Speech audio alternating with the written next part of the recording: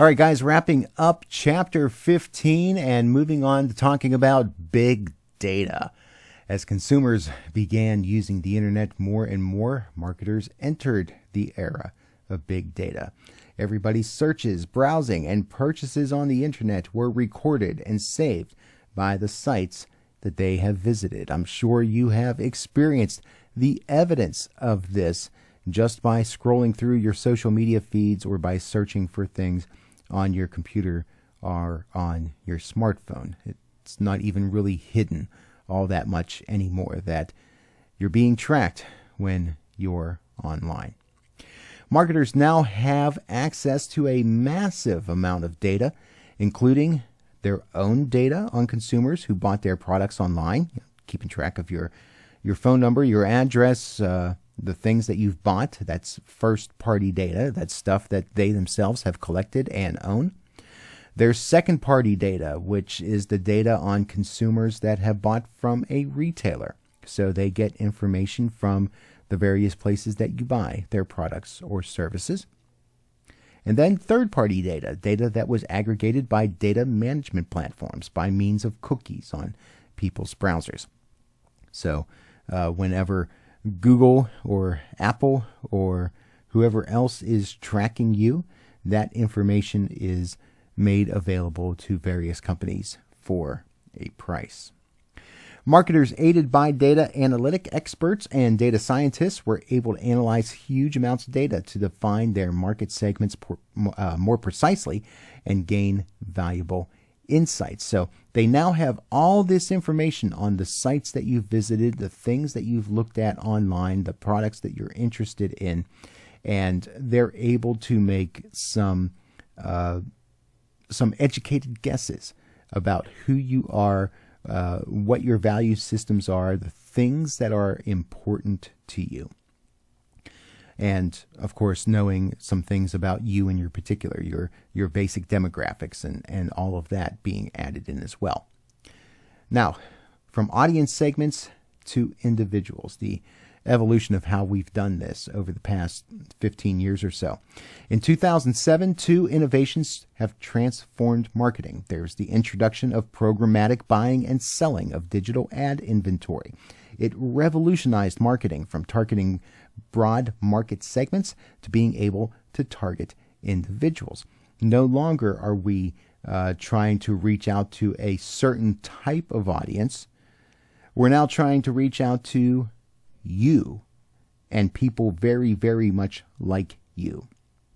Second, Apple's introduction of the iPhone, and we could lop in here as well the Google Android phone. Smartphones have allowed marketers to target individuals by their location. Thank you, GPS. They know where you're at, and you can, the algorithms know when you visit a certain business or go to a certain location. The ability to serve relevant ads to individual consumers with personalized messages not only led to an explosion of digital advertising because of the possibility of precise one-to-one marketing, but also led to marketers switching their ad dollars from legacy media such as newspapers and magazines, and we can lop in there as well to a certain extent TV and radio, to digital. So again, it's that aspect of trying to reach the particular person that they're trying to reach. The digital world makes that possible. Now, some of the impacts as it relates to broadcast media in particular. Automated programmatic buying will disintermediate buyers and sellers in situations in which the typical sales transaction does not involve a lot of money. So when we're dealing with low budget buys, the programmatic aspect is very attractive for companies that they don't have to spend a lot of time dealing with the small-time buyer. But in a way, it's also attractive to the consumers that maybe they don't necessarily want to deal with a salesperson. They know exactly what they want. They can go onto a platform and put in their order and be done with it. Now, however, Personal selling in media such as network television, in which deals are made in the millions of dollars, that's not really going to be threatened all that much, at least in the short term, by programmatic automation. When you're talking about 7 and 8 figures in a transaction, there's still going to be people involved because there's going to be lots of details to hash out. There's going to be negotiations that happen. It's not going to be just a transactional sort of thing that someone's going to do through an online platform.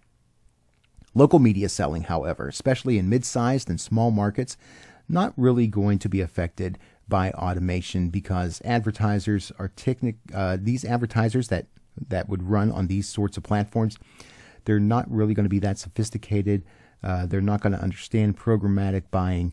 And a lot of times the community aspect of a small to mid-size media outlet is part of the attractiveness of that, that personalization of doing business. This is changing somewhat in that it's becoming more cost-effective to be able to do things in a programmatic sort of way, even for smaller outlets. And as people are getting more used to doing that sort of thing online, we could see that slowly continue to evolve. But for the most part, at this point in time, you're still going to have the need for the local salesperson at the local media outlet. Publicity and PR might be the best channel choice for a business in its development stage. It tends to be less expensive. They can try to push that word of mouth, use some of their owned media to help create the narratives. Direct mail, that's going to be more expensive on a cost per thousand basis or CPM. It can also be targeted, though, to the right zip codes. So it may be more expensive, but you know that if you want your material sent out to a certain geographic area, this is something that would be really effective for local retailers, local restaurants. That's still an option. Sales promotion typically tells consumers when to buy a product, and it can be effective in moving people from asking about a product to buying it. So offering different types of specials, especially at certain times of the year, that can be really effective. Sponsorship of events and creating experiences are effective for rewarding loyal customers. So being part of a community event or a concert or maybe some kind of charity emphasis or something like that, that can build a lot of credibility with certain customer bases. The most effective marketing channel for the entire customer path from awareness to advocacy is going to be personalized, individually targeted digital advertising. Not only can digital ads be personalized by serving different offers and pricing to different people, but creative approaches can be personalized as well. This can be very customizable, and you can even create programs to make it more customizable. So you can, if you have those skills, or if you're working with a company that has those skills, to be able to create all sorts of different types of messages for all different types of people in different situations at different times, that can be more cost effective than trying to do that in a traditional media setting. The more slices of targeting information that are added and the more personalized creative executions that are produced, the more expensive a personalized digital campaign becomes. The more expensive an advertising campaign is, the higher the lifetime value of a customer must be in order to justify the campaign. In other words, just because it is easy to do all that customization doesn't mean that there's still not effort and cost and time to that. So, you have to weigh what that is worth. And perhaps some are going to be able to pay for the cost of that customization. Others may have to go for a more simpler tactic. Now let's think about a multi-channel marketing approach. You want to educate your agency buyer on how your medium helps a business's customers think of the business's product as an extension of themselves, an extension of the customer. When customers feel so invested in a product that it becomes an extension of themselves, it's called psychological ownership. If someone is a huge fan of Apple products, for example, those people have a psychological ownership of those products. Those that are into other types, maybe a certain clothing brand or a certain type of other product that they feel really passionately about. There's that sense of association that a customer makes with that product that they almost kind of feel like they have a certain stake in that product, if you will. I mean, obviously they don't, other than they patronize the company and purchase the product. But psychologically, there's that sense of association with that particular product. Now, one way to accomplish psychological ownership is to make the product or extensions of the product customizable. There was a few years ago, a couple of summers where Coke did a campaign where you could go and you could buy 20-ounce bottles or 12-ounce cans, and that it would have various names on the bottle or the can. Share a Coke with, insert somebody's name. And they even had where you could order for someone's particular name if you went online. And that created a huge buzz within those that enjoy Coke's products. And to be able to give somebody a bottle or a can with their name on it, it became a thing. And it was very successful for Coca-Cola. Now, every medium has its strengths, benefits, and advantages, and these can be positioned according to the business model, the marketing strategies, and the personality of any prospect or customer. You can take a look in the textbook for a little further explanation, but the basic thing here is that trying to match up what a business is trying to do, the strategies, the goals that they have with the particular medium to which they would be advertising on. And again, if we're looking at this in a multi-platform approach, there's certain things that television is going to have a stronger strength in, radio is going to have a stronger strength in, various online platforms are going to do certain things better. So think about that when you're crafting together an advertising solution in order to be able to achieve those results that the advertising client is looking for. Now, the advent of the internet, big data, digital advertising, programmatic buying and selling, mobile advertising, and artificial intelligence. All of this contributes to making marketing much more complicated and workloads much heavier for those that sell, create, and place ads. No longer is it just thinking about one particular medium, one particular strategy. It's now this multifaceted marketing solution in trying to hit all of the different variables that may be out there and using the different mediums, using the different platforms to their strengths and strategizing in order to do that. Now, how do marketers deal with the increased complexity? Well, one thing is that AI and automation and programmatic, it does provide an automated buying and selling process so that buyers and sellers can concentrate on high-level strategy and to be more creative in finding new solutions to marketing challenges. So it does provide a little bit of flexibility in that those that are really interested in advertising, they can go and use these various platforms themselves and be able to create the solutions that they want if they're savvy in that. And then the salesperson can be more of an advising role.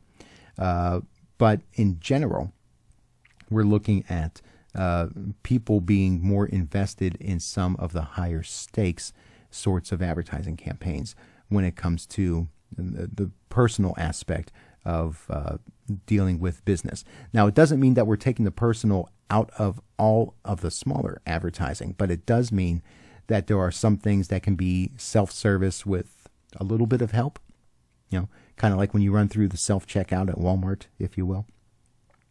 Automation and AI cannot create a sophisticated multi-channel marketing campaign. It takes a team of knowledgeable people in order to do that. So yes, you do have the programmatic aspect of being able to just kind of click a few buttons and you kind of create your advertising, but it's not necessarily going to be useful if you're trying to do something across several different platforms. That still takes some human intervention. However, automation and AI are able to execute the routine details. There's the example in the textbook about how iHeartRadio was able to help promote the movie Bohemian Rhapsody by playing the Queen song across several of its iHeart radio stations across the country at the same time, and then integrate social media within that for messages to go out as that song is being played across the country. So obviously we're talking about an economy of scale here with a large company like iHeart, but there's going to be different partnerships, even if you're working for a company that doesn't have all the different platforms, but you may be able to, as part of your television station group, for example, to work with a radio station group in the area, to work with a certain digital platform, whatever the case may be, and be able to help to create some of these multifaceted solutions for your clients and guide them through some of the things that are much more automated. And when solutions come up, make sure things are programmed the proper way. And then, in the words of the great infomercial, set it and forget it. Well, actually, don't forget it. Make sure you're monitoring things and you're servicing your client and you're getting things together for that stewardship report that you need to do later on in the advertising campaign. That's chapter 15. That's marketing. There's a lot to think about here. I appreciate your thoughts when you put things into the survey. When you come to class, let's talk about some different things. Anything here that you didn't think about? Anything that wowed you? Or anything that confuses you or concerns you? We'll talk about all of it when we get together.